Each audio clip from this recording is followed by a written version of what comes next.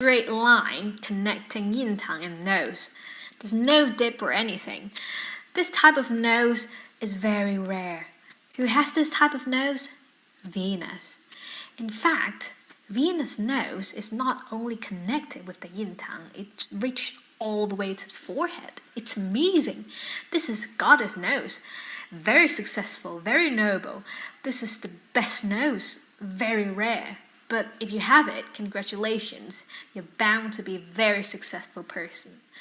Nose is all about our self-esteem. The bigger your nose is, the more confident you are. Too big, you'll be full of yourself. Too small, you lack of confidence. Nose is also related to how flexible you are as a person. Small nose people can adapt to new environments quicker than the big nose people because they're easier to compromise. While big nose people usually they prefer others listen to them. Girls' nose can represent their husband in marriage life, while represents their career. Okay, so we talked about 11 types of nose, but of course, everyone has a different nose. Some nose can't just be one type, it can be a combination of 2 or 3 different types. And also, don't forget to check your cheekbones, like we said in the last episode. Don't only look at your nose. However, we still haven't done with the nose yet. We've learned the nose shape on the side face, but we haven't learned the front face. Some people have triangle nose, some people have upside down triangle, some noses are bended. And what about the wrinkles? We haven't talked about the colors yet. So I think we need another episode of nose. Just stay with me. Again, if you want to have your personal face reading with me, you can email me at astroways.info@gmail.com or find me on Facebook at Astroways. If you like my video, please give me a thumbs up. If you want to know more about metaphysics, please subscribe my channel and I can be updated.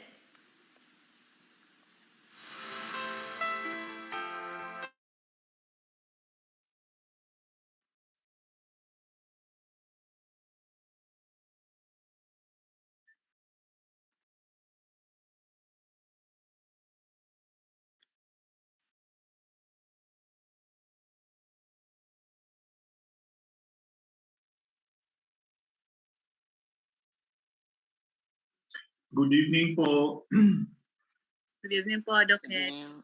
Okay, anyway tayo lang din. So let's start na.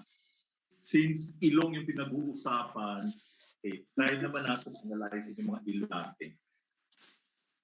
So far wala akong nakitang material that can tell us the relationship between the nose and your health. Ang alam ko lang po is it's more of like the spleen, no? So, and the heart. But anyway, we will continue showing or watching the videos that will tell us more about the nose. Okay? So, tuloy po natin yung discussion natin sa mukha ni Benjamin Franklin, yung mukha na nakikita natin sa $100 bill, no? 100 US. Since puro ilong ang pinag-uusapan ngayon, let's talk about the ilong. So, dito sinasabi, okay, tapos na pala tayo ng ilong kahapon, no? Kasi mas malaki yung ilong, mas comfortable ka daw kasi nga medyo hindi ka iiwanan sa ere. Okay? So again, yes. So palakihin yung mga ilong. And yung mga bumubuka, yung malaman sa ilalim, yun daw yung magiging medyo successful ng content. Okay, so again, tuloy natin yung discussion sa mukha ni Benjamin Franklin. Sinasabi dito na meron daw powerful persuasive ability si Benjamin Franklin na nakikita po sa mukha. And this is manifested by the thin upper lip and a full lower lip. Okay? So pag may nakita po kayong ganun na lips, manipis yung upper lip, makapal yung lower lip, this this person is a good salesman. Very persuasive siya. Okay? Then yung malaki niyang chin, ano po yung main? Okay, yung malaki niyang chin, ibig sabihin nun, he always says the last word in everything the moment he speaks. Okay? And if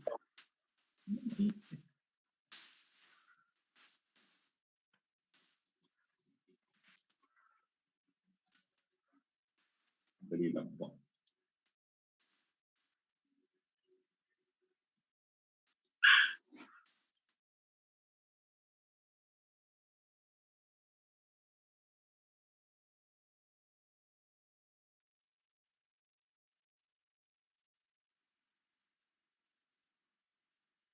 Okay, so kung nakikita nyo very prominent, malaki po yung chin ni Benjamin Franklin. So ibig sabihin, he has the last say in everything. Okay? So when he speaks, he often has the last word. Okay? And this is supported by powerful jowls that communicate personal authority. Then, kung titingnan nyo yung lines between the eyebrows, okay, yung dalawang lines, this will tell us na if nakapag-desisyon na siya, hindi na siya pwedeng bago, hindi na pwedeng isway yung kanyang decision. And when he speaks, others listen. Okay? So again, if you see somebody with a thin upper lip and a very thick lower lip, madali pong makakonvince yan, very persuasive. And pag nakita natin yung kanyang chin, yung baba niya malaki, no? Yon, ibig sabihin, nasa kanya yung final say. No? And also, pag may nakikita po kayong mga lines in between the eyebrows, okay, na very prominent, okay, yung parang freight train line, no? Ibig sabihin, pag nakapag-decide ka na, hindi na babago yung isip. So Benjamin Franklin was no bully. Kung titingnan nyo, masyadong makapal yung eyelids niya. Okay, so kung makapal yung eyelids natin, we are able to connect with others. Okay, so Benjamin Franklin was known to have a very charismatic ability to connect with others. And madali niyang ipakita yung kanyang compassion and tolerance for different points of view. Okay? So ito yung mga tao na very receptive of hindi yung one track lang, no? Yung sa tingin niya hindi niya kino-consider yung ibang views. Okay, so look for those people who have very abundant or thick eyelids. Okay, so one of the gifts of Benjamin Franklin would be the ability to bring people of different convictions together. And naipakita po ito sa history. He has been credited with keeping the Constitutional Congress of 1787 in session nung malapit na siya ma-disintegrate dahil nag-aaway-away na. So I think we need this kind of leader who can really, make groups of varying opinions meet in between, no? Yun. Okay, so yun po ang features ng mukha ni Benjamin Franklin. Next, we are going to continue with a discussion of our walang katapusang tang. Sa totoo lang, until now, I don't consider myself as very good at tongue diagnosis because I think we need to study this religiously every day. And according to Machocha, this is the challenge, the ability to, kasi if you know how to diagnose the tongue, it would be very easy for you to have pattern identification. So last night we were able to discuss tongues with a vertical crack in the midline, with a long vertical crack. And we have learned na pag mahaba po yung vertical crack, ito po yung may constitutional weakness sa heart. So, ang ibig sabihin nito, wala kang organic problem, no? Ibig sabihin walang problema yung puso mo. However, minana mo na mahina talaga yung nervous system mo. So, hindi ka madaling makakope with emotional stress. And therefore, there is always a possibility pag may mga situations na nag-trigger ng emotional response or medyo nag-iba, so madali kang magka-problema. Okay? Yon. So, ano po masasabi natin sa dila ng ating na nakikita natin sa picture? So, una-una nating mapapansin is meron po siyang mahabang vertical line, no? And kasama na din dyan po siguro yung kanyang, I don't know, do you see something here?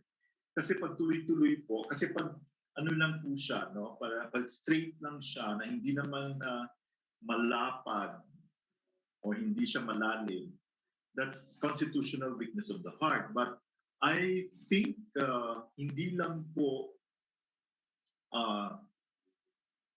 meron din siyang problem sa stomach. Do you agree? And that stomach crack actually contains a yellow coating, no? And yellow coating. Oh? Long vertical crack in the center with yellow thin greasy coating. And the tongue is reddish. Ibig sabihin, heat, this is a heat pattern. And it is slightly swollen. Okay. The tip is red. So what did we learn? If the tip is red, this actually tells us na, ano po ibig sabihin ng red tip, Ma'am Betty? A heart hit po. Okay, very good. So ibig sabihin talaga, lalo na pag yung kulay ng tongue mo is red. Okay, kung nakikita nyo, yung kanyang tongue is reddish and it is slightly swollen. Okay, and the tip is red, so may heart hit. White greasy coating. Ano po ibig sabihin ng white greasy coating? May dump. Dump. So ito po yung symptoms niya, may panic attacks with fainting spells. Okay, so definitely talagang may heat or baka may fire na nga eh. Kasi pag yung isang tao medyo hinimatay na, so ito yung mga madaling himatayin. No? Ibig sabihin, nag-transform na po siguro yung heat sa fire. Kasi kung mapapansin nyo, yung reddish na po yung kanyang tongue. No? And there are palpitations. Again, this is a sign that there is a heart issue. Yes. Severe feelings of fear. Saan po nanggagaling yung fear? Sa kidney. Kidney. Okay. Most likely may kinalaman dyan yung greasy coating na white. No? And there is diarrhea with emotional pressure. Ibig sabihin, pag napipressure siya emotionally, natatatay siya. Okay, let's take a look further. Wala pong Western diagnosis, unfortunately. So I'm sure sa mga problema niya, bibigyan lang siya ng pampakalma.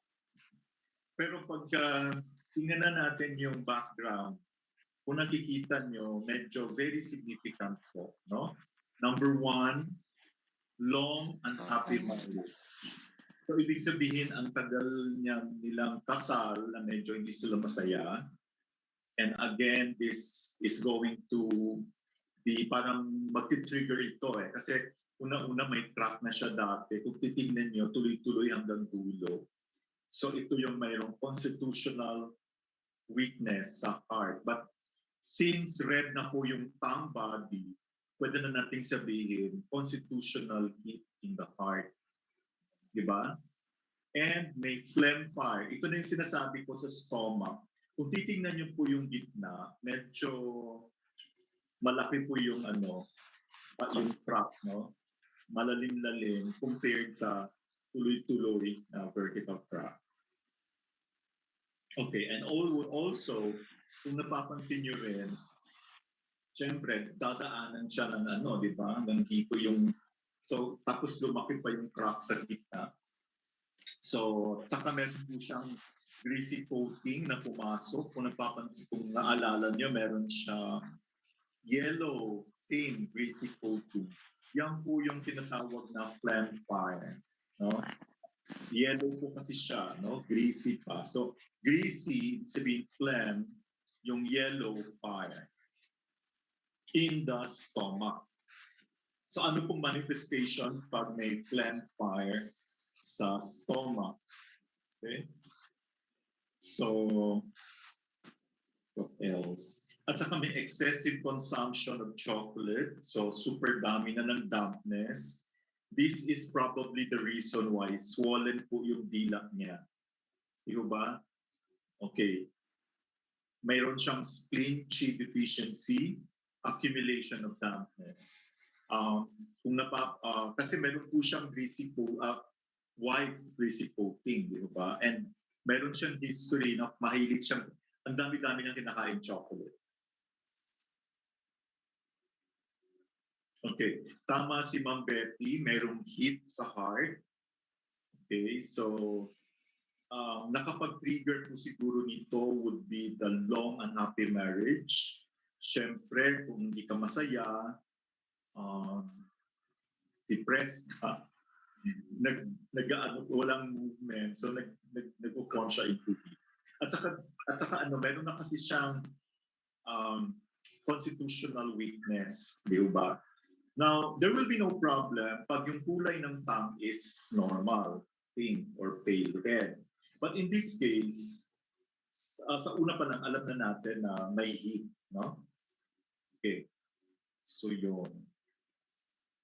At saka, I think may kinalaman dito yung, kasi alam niyo po, pag meron po tayong spleen chi deficiency, hindi po na-transform yung food. So, yun na. Pag hindi po na-transform yung food,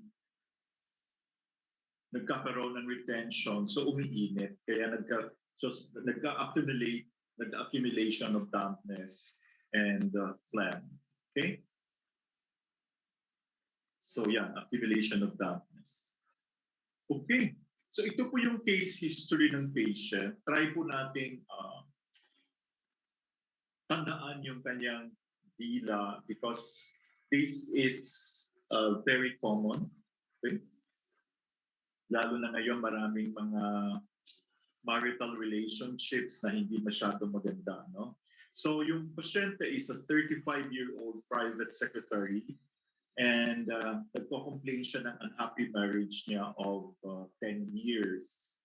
And she did not know how to improve the relationship. And during this period, her panic attacks occurred more frequently and became more intense. Okay, so when you have panic attacks, you can also have the tendency to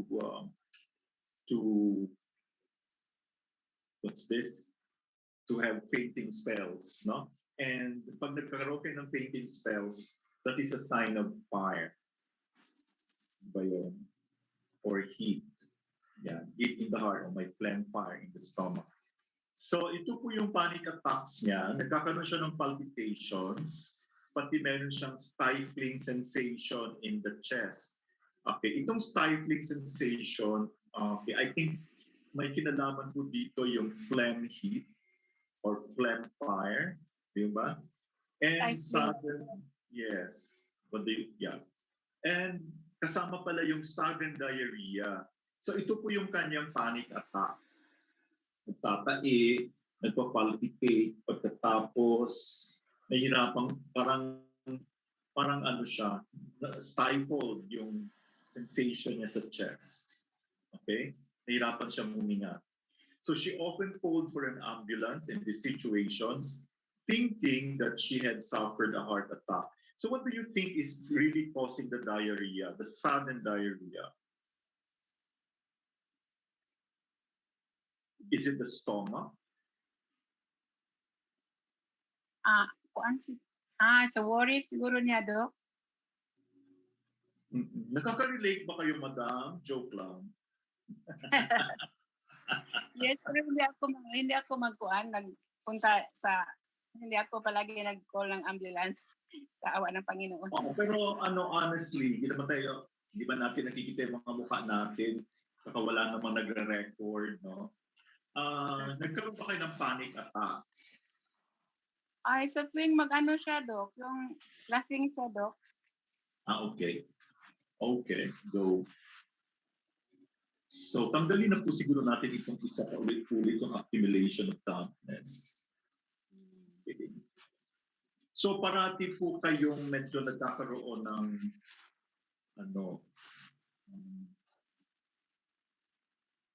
altercation.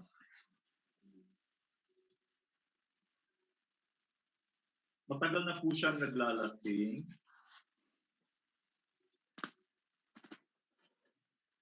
So do you think this has something to do with your insomnia? Parang. Okay. So, sabi niyo kasi kanina, meron po kayong panic attacks. Yung panic attacks kasi nitong pasyente, nagkakaroon siya, parang nagpapalpitate siya, tapos parang nahirapan siya, nagkakaroon siya ng stifle, parang mabigat yung dibdib niya at the same time. Okay. Okay, alam ko na. Kaya siguro po ito nagkaroon, nagtatae, biglang may sudden diarrhea, may kinalaman sa stomach. Diba? Oo. Kasi pag may phlegm fire, pag nagkakaroon kasi ng mabilis na movement, diba? Pag may fire, diba? So, can you imagine yung feeling na parang kang nadaganan at the same time natatae because of the heat? Kasi may phlegm fire po siya sa stomach. Okay? Kasi pag may nangyari sa stomach, may mangyayari din po sa large intestine. Okay? So balik tayo kay Ma'am Teresita, who is very brave now to, anyway, namatay naman yung husband yung madam, di ba? May his soul rest in peace. Paano po yung inyong panic attacks? Tulad sa kanya, Dok, magpalpitate. Pero, pero pag binaliwala ko lang, basta magpalpitate na ako na. Okay. Hindi naman natatakot ka rin natatakot ka rin, madam? Of course, yes. Parang bingit ng kamatayan. Biruin mo yung yung incident na may dagger, hawak siya ng dagger, tapos dito sa pisngi ko, halos tusok na. And then what I did is just to pray. Okay. So tingnan nyo, the patient occasionally fainted when the feeling of fear became too strong. Kasi po, pag natatakot po tayo kasi, lumalakas yung init sa fire, sa heart, no? So, pag lumakas po yung fire, nagpe-faint ka. She appeared nervous and hectic, but at the same time, gave an impression of vitality. So, kung titingnan nyo yung dila niya, meron po siyang long vertical tract sa midline, and yung coating was thin, yellow, and greasy. So, ito na po yung phlegm fire. Yung pulse niya rapid and slightly slippery. So, definitely phlegm and fire. Okay? Yun na siguro ang kwanto, Dok, no? Phlegm. Matagal na siguro itong phlegm ko. Titingnan natin ulit yung dila niyo, madam. Kung meron talaga kayong tendency na magkaroon ng heat sa heart. No? Sige, Dok. Ipadala ko bukas. Okay. Tingnan natin kung may change na. Pero meron ako, kung may time pa mamaya, tingnan natin ulit yung, i-review natin yung tongue. Sige daw. Okay, tingnan niyo po, yung deep midline crack sa kasong ito na nag-extend hanggang sa dulo, hindi lang siya indication of constitutional weakness of the heart, pero meron din siyang hit sa heart, no? Kasi red na po yung tongue body. At saka yung tip niya red, sabi nga ni Ma'am Betty, talagang may hit in the heart. And yung midline crack, meron pong yellow prickly coating. This is a sign of phlegm heat in the stomach. Okay, yung phlegm heat, dinidisturb na yung chest, and this is described as a stifling sensation because ang cause po nito is phlegm na binabara, naka-block. Okay, so hindi umaakyat yung clear yang. Okay, kaya ito yung nagpo-cause ng fainting spells. And there are two mechanisms at work here. Panic attacks and spells of diarrhea dominate pag yung heat nag-transform into fire. Okay? Pag phlegm heat naman ang nag-dominate, okay.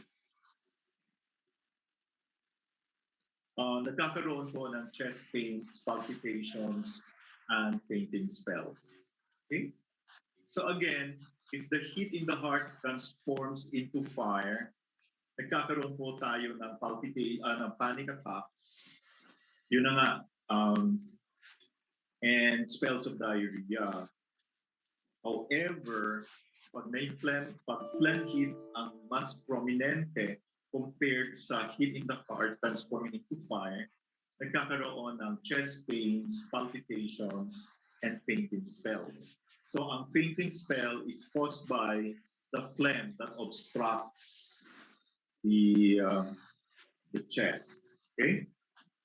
So discussion, a midline crack na nag-extend up to the tip of the tongue indicates the constitutional weakness of the heart with a tendency to develop heat in the heart.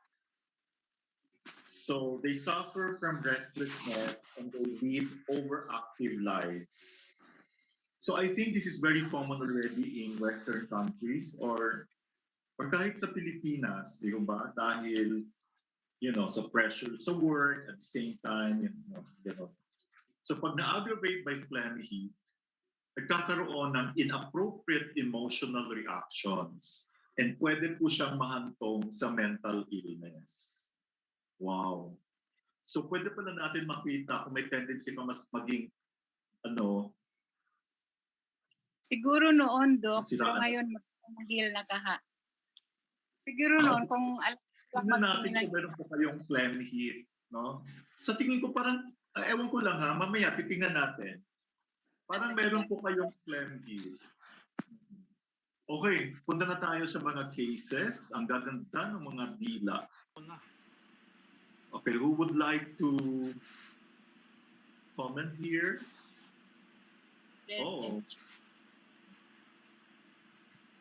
Ma'am Teresita, do you want to comment?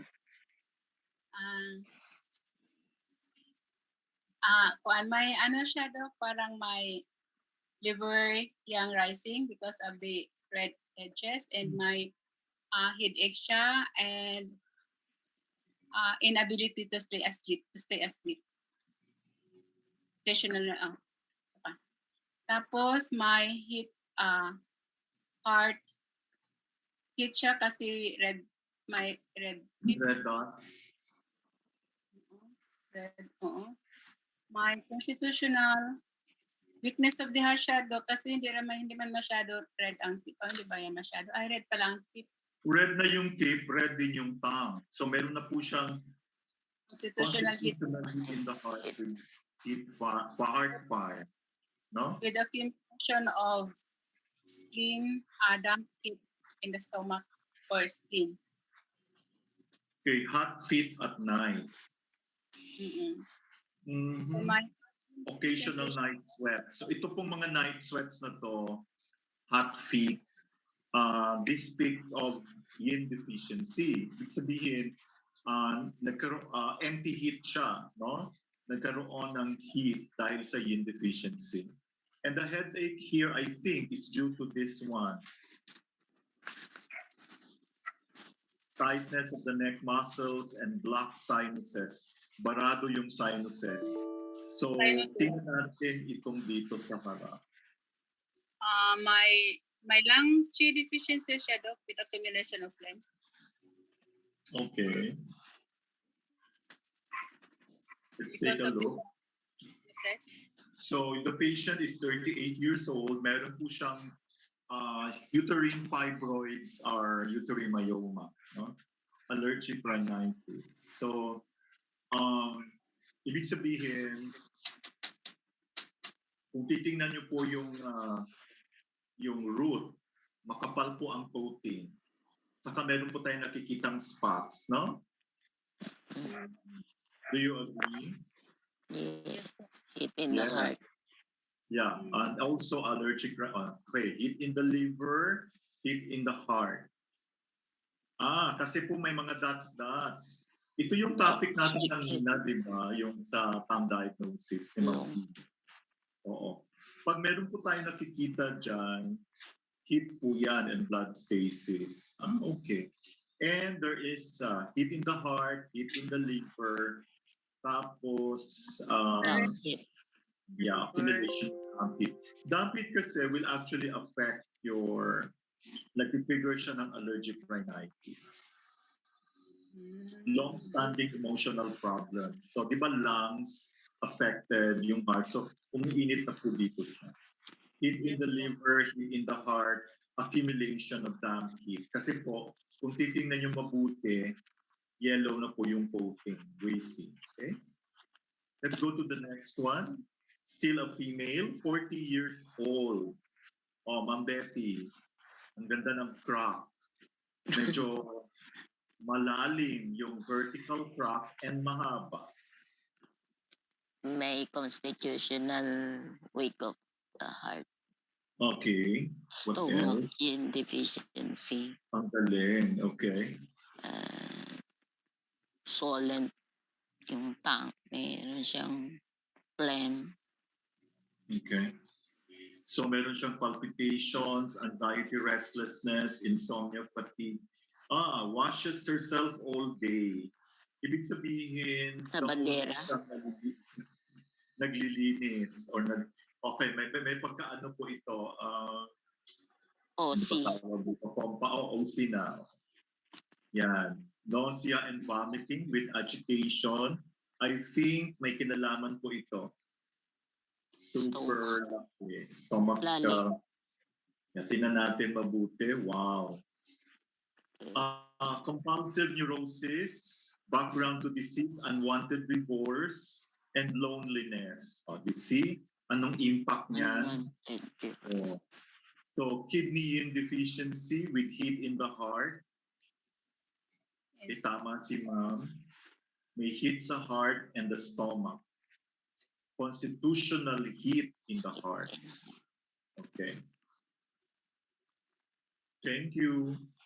Tingnan natin yung mga dila. Okay. I-review natin yung kasi wala dito si Ma'am Roxanne kagabi. Yung sinubmit niya na tongue. Before we go to the tongue of Ma'am Teresita. Explore muna natin kaya yung tongue ni Ma'am Teresita. Hanapin natin. Madali lang naman hanapin. Ma'am Teresita. Oh, here it is.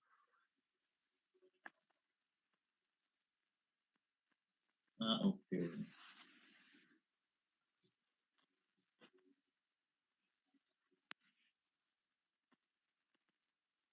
Wow. Ma'am Teresita, yung kumagani ko. Parang dila ng dalaga. Oo, at saka ang dami. Agoy. Ito sa Mabete, sa right side Mabete, nakuha ko yan after my vaccination. Yan, Jade. Ang ganda na. Ay, wala pang vaccination. Before vaccination. Ini. Ang dami ko ng mga dila dito. Wait lang, Beta parang... na natin yan. Isa-isay natin to. Review natin. Ay, pakilala ko yan ah. Wala makatapos Akay niya. talaga. Ganyan pa rin ba yung dila na nakilala? Diba, no? Hindi naman dila. Grabe, oh. Mm. Ang stagnation, no? Grabe. Actually, very, talaga, ang daming, okay, phlegm, no? Ito po yung mga nangyayari pag marami tayong phlegm. We're constipated, depression, manic depressive, coughing phlegm, obesity, asthma, rheumatoid arthritis. TCM causes of diseases. Okay, constant overeating. Lahat naman yata ito kinakain. So, yun. So, yung constant overeating, nagkakaroon tayo ng spleen deficiency with phlegm, too much sugar and fat, spleen deficiency with dampness. Okay. Liver or stomach heat, too much spicy food or alcohol, too much cold or raw food, spleen yang deficiency. O, diba? Itong ating, ano ba itong patient? Parang hindi siya 80 years old. O, ang dami na nating collection ng mga dila.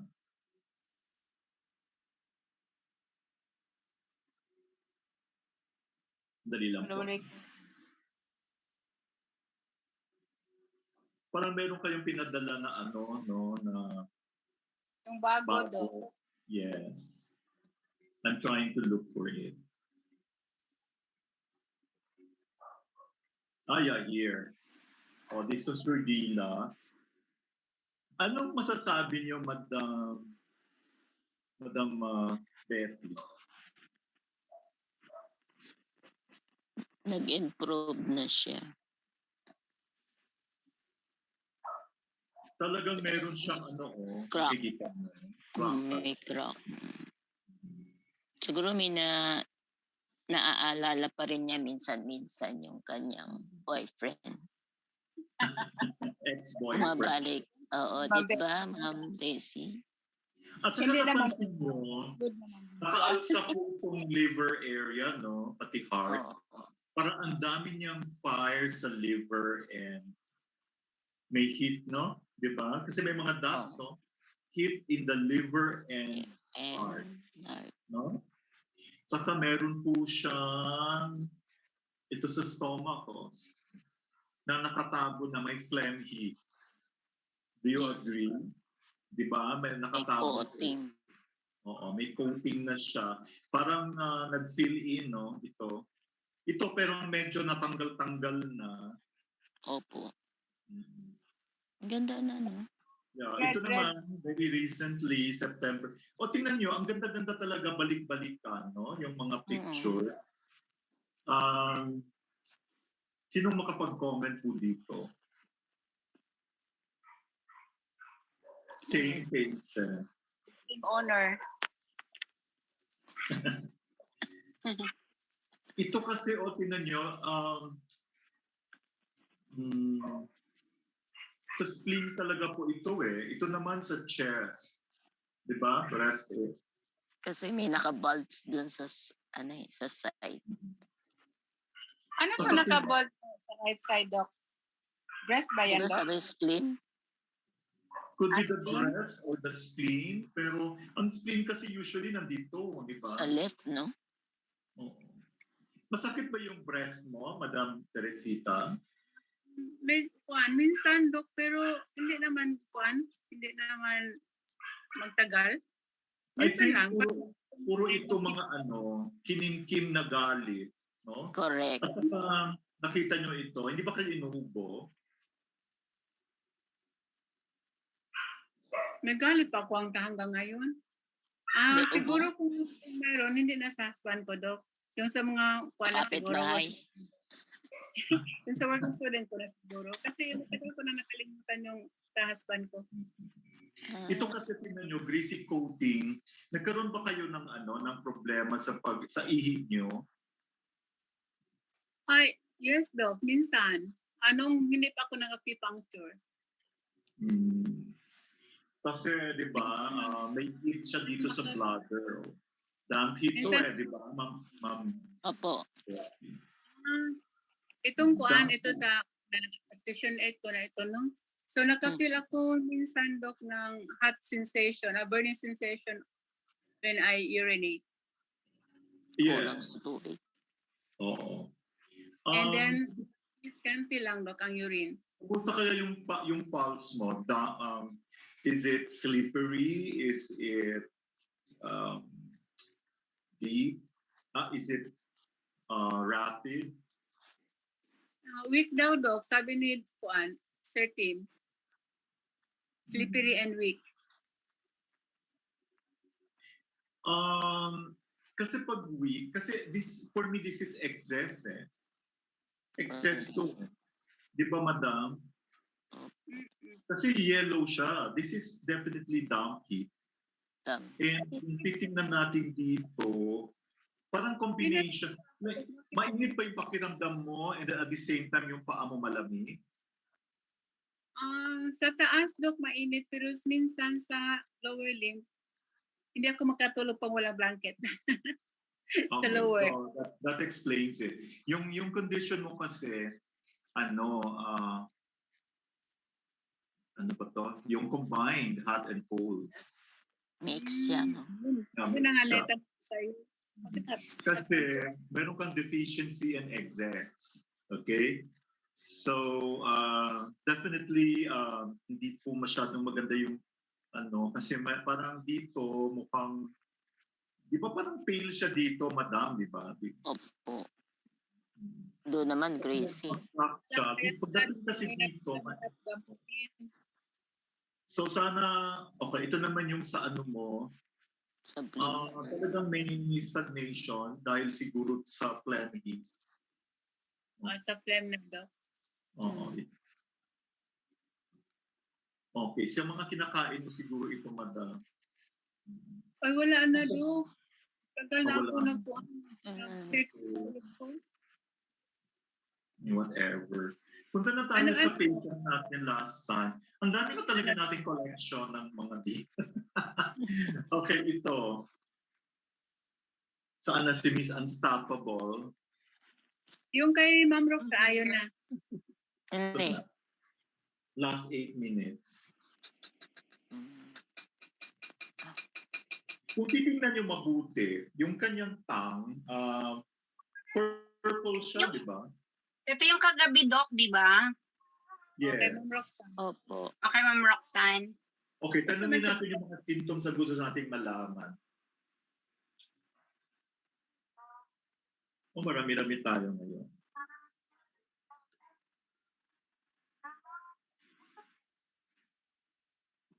Hello, Ma'am Rox. Okay, ang pinaka-chief complaint niya is dry cough, no? So, meron siyang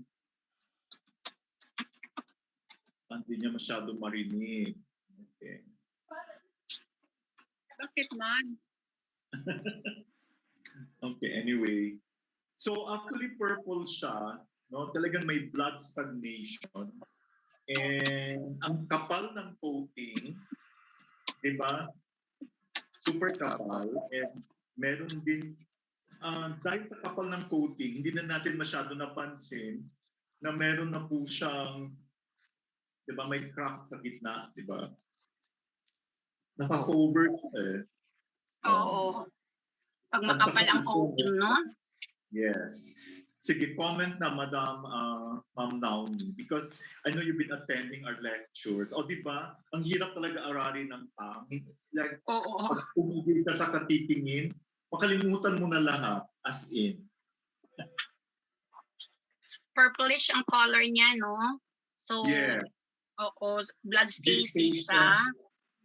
Tapos, pale red ang ano niya. Circulation. Sa Anxiety. dulo sa tip ng tongue niya, may curve. Ewan ko lang ha, baka mahina yung paningin ko. Pero that's how I see it. Curve siya. Actually, bumaba siya. Parang nakatipot sa... Well done. Pakapal ang coating. So may dampness siya. Okay. Tapos ang likod, yung sa posterior third, may mga tawag nito parang lumalim, may depression. So bladder ba yan? Sa kidneys na siya. Bladder, intestines, yes. So Yeah, definitely the bladder siya. bladder siya. May kidney stones na. Yung background ng pasyente, overweight siya. So that explains why ang lapad-lapad ng taba-taba ng kanyang tongue. Suffering from anxiety. Di ba? Ang occupation niya, nasa accounting, bookkeeping services. So, siguro dahil sa dami ng work, paano reconcile yung mga records. Okay, single parent, solely supporting 2 kids. Single parent. So, ibig sabihin, okay, alam ko na. Nagkaroon ito ng emotional issues, di ba, madam? Oo. Kasi single parent, no? He raised his 2 kids by himself. So, busy sa work. So, chances are, exposed siya sa ano. Saka may tendency talaga siya magka-COVID dahil ang kapal ko ng COVID. No?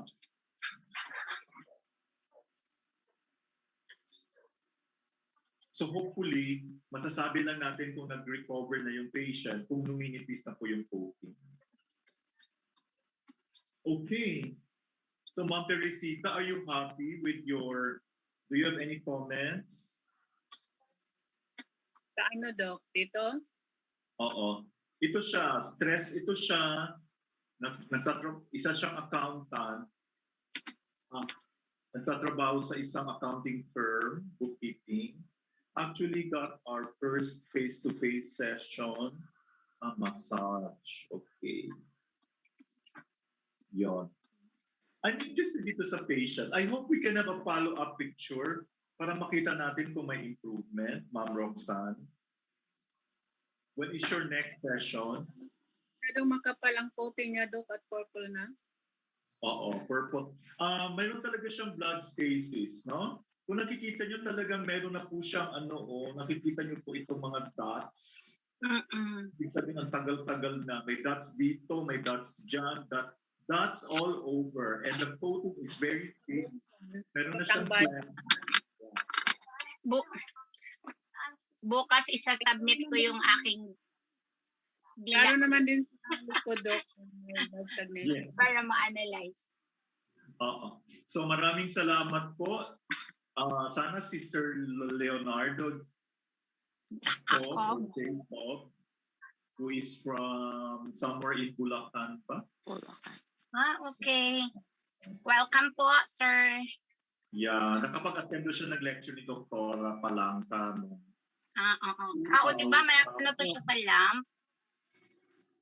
Oo, dati pa. 2014. Opo. Yeah, 2014. Yung mga pioneers ng LAMP. Ikaw kasi si Unstoppable, hindi alam ni Sir Leonardo kung tao ka ba o hindi, no? This is Ma'am Naomi. Hi, Sir Leonardo. Opo. Okay, parting words na, Miss Naomi. Thank you so much, Doc Heck, for additional knowledge na naman. Ay, Of course. don't thank me. Nag-aaral tayo sabay-sabay. Sa totoo lang, Yeah. ang hirap i-master ang tongue, promise. Totoo. Pero diba, sa bawat gabi, mas lalong na-emphasize yung knowledge mo sa previous na mga sessions. mas naiintindihan, mas lumalim, di ba? Actually, sabay-sabay tayong lumalalim. Oo. Yun. Diba? But you triggered us to do that. At least, konti lang yung audience, hindi nakakahiya yung kapalpakan natin, di ba? Hindi halata na nag-aaral din tayo. Okay. Totoo. Thank you Maraming din, salamat. Doc Romy, sa pag-join. Maraming salamat po. Si Ma'am Roxanne, maraming salamat, Doc Vads.